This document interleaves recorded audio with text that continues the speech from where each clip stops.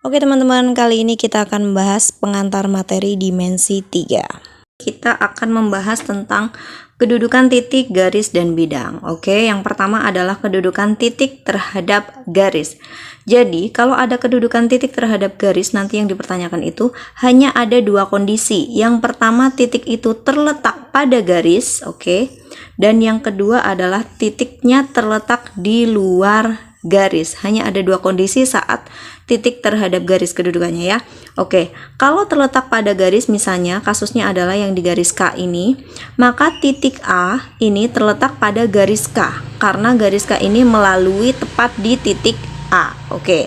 Kemudian kondisi yang kedua adalah titik terletak di luar garis. Contohnya adalah titik B. Nah, titik B ini tidak dilalui garis G, maka titik B ini terletak di luar garis, yaitu garis G. Oke, bagaimana dengan kasus saat kita ketemu dengan suatu kubus? Nah, di sini ada kubus di mana yaitu kubus A, B, C, D, E, F, G, H.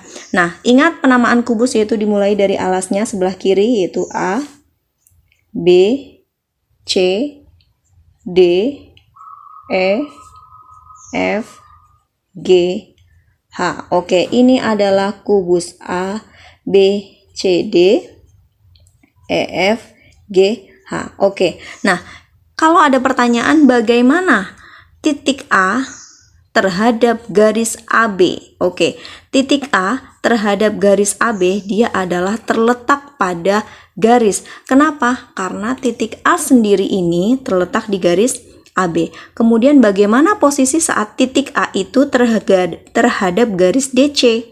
Karena titik A tidak terletak di garis DC, maka titik A itu namanya di luar garis DC. Oke, bagaimana kondisi saat titik F ini terhadap garis FG? Ya, berarti titik F itu terletak pada garis FG karena garis FG adalah melalui titik F. Oke, itu adalah kedudukan titik terhadap garis. Oke, kemudian yang kedua adalah kedudukan titik terhadap bidang. Oke, di sini tadi ada titik terhadap garis, nah sekarang adalah titik terhadap bidang. Bagaimana kondisi itu? Hanya ada dua kondisi sama seperti tadi, yaitu titik terletak pada bidang sama titik terletak di luar bidang. Contohnya, di suatu kubus A, B, C, D, E, F, G, H, titik A itu akan terletak pada bidang A, B, C, D. Oke. Nah, di sini ada kubus A, B, C, D, E, F, G, H. Nah, di sini dikatakan bahwa titik A itu terletak di bidang A, B, C, D. Apakah iya nih? Titik A posisinya di sini, sementara bidang A, B, C, D adalah bidang alas. Ya, berarti titik A ini terletak pada bidang A, B, C, D. Oke, titik mana lagi yang terletak di bidang A, B, C, D? Yaitu ada titik A tadi, titik B, titik C, titik D, dan mungkin nanti ada titik yang ada di dalam bidang A, B, C, D. Contohnya adalah titik pertemuan antara diagonal AC dengan diagonal BD. Contohnya seperti itu ya. Itu adalah titik terletak pada bidang. Lalu bagaimana kondisi saat dia itu titik terletak di luar bidang? Ya jelas, berarti misalnya contohnya A nih. A ini akan terletak di luar bidang apa? Bidang atap, yaitu atau bidang atas. Yaitu A itu terletak di luar bidang E, F, G, H, atau bidang belakang yaitu D, C, G, H. Nah, bagaimana titik A terhadap bidang A, D, E, H atau A, D, H, E? Dia terletak pada bidang tersebut yaitu bidang A, D, H, E. Oke, kalau di sini contohnya apa nih? Titik F terletak pada bidang C, terletak di luar bidang C, D, H, G. Oke. Titik F berarti di luar C, D, apa itu? H, G. Ya, titik F itu terletak di luar bidang C, D, H, G. Oke ya. Itu adalah kondisi yang kedua. Tadi kedudukan titik terhadap garis sudah, kedudukan titik terhadap bidang sudah, sekarang kedudukan garis, yaitu yang pertama atau kita selanjutnya yang ketiga itu kedudukan garis terhadap garis. Oke. Yaitu yang pertama adalah ada kondisi sejajar saat dua garis itu tidak akan pernah bertemu. Yang kedua adalah titik atau kedudukan garis berpotongan, yaitu kedua garis itu nanti akan memiliki titik potong karena dia berpotongan. Dan yang ketiga adalah bersilangan, di mana kedua garis itu tidak sejajar dan juga tidak berpotongan. Oke. Nah, contohnya kalau misalnya dia itu pada kubus lagi. Nah, manakah yang sisi sejajar? Nah, sisi sejajar adalah tidak pernah bertemu saat walaupun dia dilakukan perpanjangan garis tersebut. Oke, berarti yang sejajar adalah garis AB, dia akan sejajar dengan DC nih, sisi belakangnya. AB akan sejajar dengan DC, akan sejajar dengan EF, dan akan sejajar dengan HG. Dalam satu kubus dia itu memiliki garis yang sejajar, yaitu 1, 2, 3. Oke. Nah, selanjutnya yang sejajar dengan AE, yaitu bidang tingginya yang sejajar dengan AE adalah BF, CG, dan DH. Oke. Bagaimana dengan yang sejajar dengan BC, yaitu bagian lebarnya?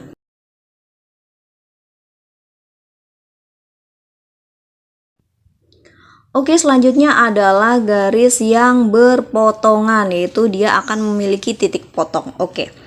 Misalnya AB, dia akan berpotongan dengan titik dengan garis AD, yaitu titik potongnya ada di A. Dengan AE, yaitu tetap titik potongnya ada di A. Kemudian B, misalnya nih, yang titik potongnya di B, yaitu AB akan berpotongan dengan BF, titik potongnya di B, akan berpotongan dengan BC, titik potongnya di B, atau akan berpotongan dengan diagonalnya, yaitu DB. Boleh? B juga boleh. Oke, kalau yang A tadi diagonalnya berarti apa nih? AB akan berpotongan dengan AC. Dia juga akan berpotongan dengan AH. Akan berpotongan lagi dengan AF. Oke, itu adalah garis-garis yang berpotongan. Lalu bagaimana dengan garis-garis yang bersilangan? Artinya dia tidak sejajar, tidak berpotongan. Oke, jadi contohnya adalah misalnya AB, dia akan bersilangan dengan FG karena dia itu tidak sejajar dan tidak berpotongan. Akan bersilangan lagi dengan apa? Dengan EH. Oke, karena dia tidak sejajar dan tidak berpotongan. HD atau DH, tuh tidak sejajar dan tidak berpotongan. Oke. Nah, itu adalah contoh posisi garis yang sejajar, yaitu AD, kedudukan garis dengan garis FG. Sejajar, berpotongan, dan bersilangan. Baik, untuk selanjutnya yaitu kedudukan garis terhadap bidang. Tadi garis dengan garis sudah, sekarang kedudukan garis terhadap bidang. Di sini hanya ada 3 kondisi, yaitu garis itu terletak pada bidang itu, atau garis itu sejajar dengan bidang tersebut, atau garis itu menembus atau memotong. Jadi di sini tidak ada bersilangan, hanya terletak, sejajar, dan berpotongan atau menembus ya. Oke, di sini contohnya adalah perhatikan kubus ABCDEFGH. Kemudian garis AB terletak pada bidang ABCD. Oke, kita cek.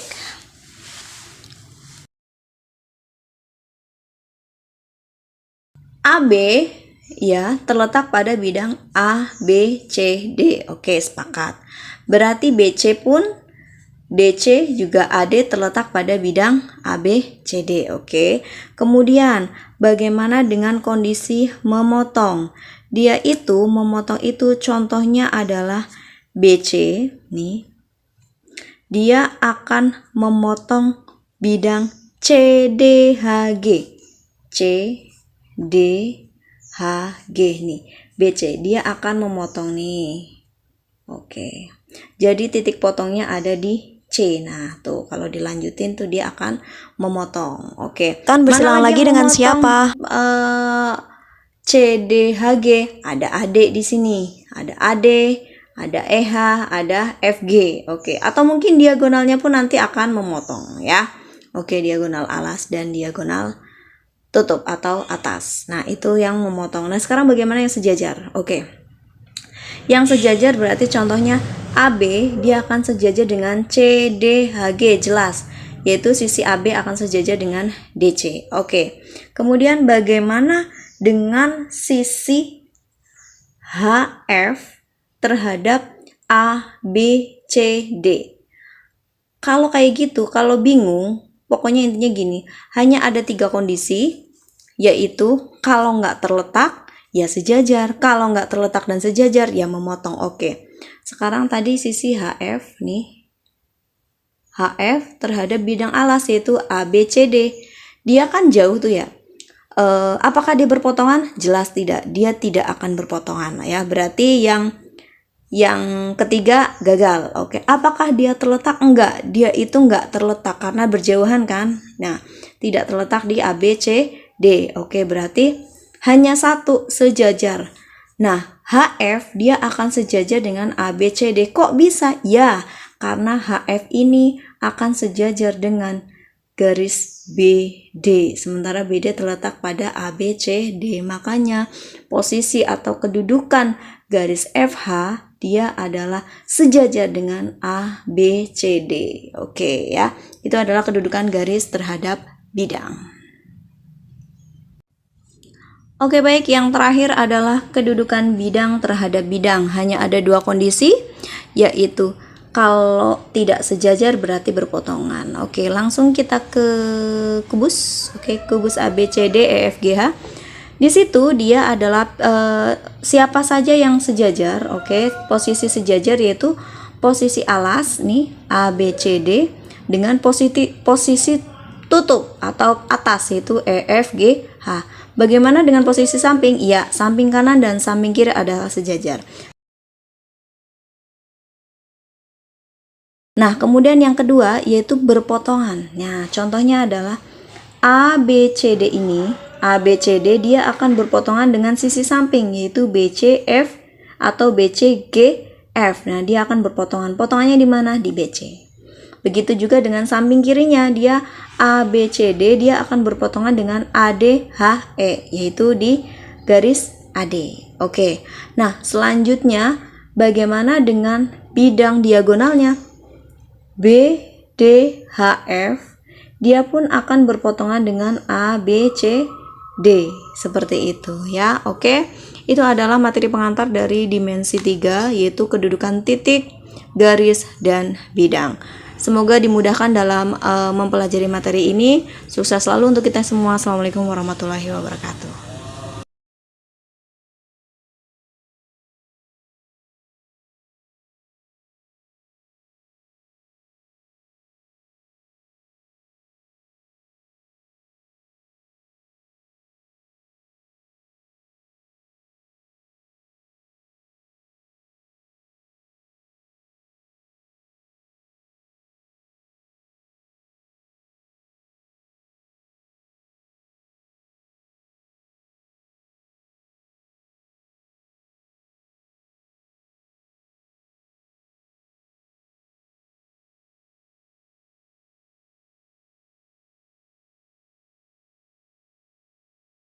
Untuk sisi depan dia akan sejajar dengan sisi belakang.